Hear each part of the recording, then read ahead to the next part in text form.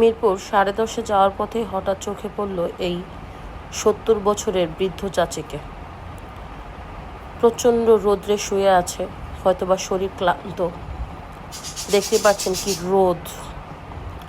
শুয়ে আছে, তো চাচিকে জিজ্ঞাসা করলাম কিছু লাগবে কি না। তো উনি কথা বলেনি, পরে বলল যে লাগবে বাজার, কিছু টাকা।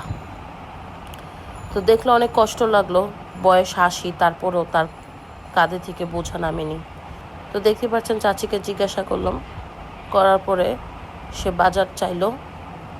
তারপরে আমি কিছু বাজারের সাধ্যমতো সহযোগিতা করলাম।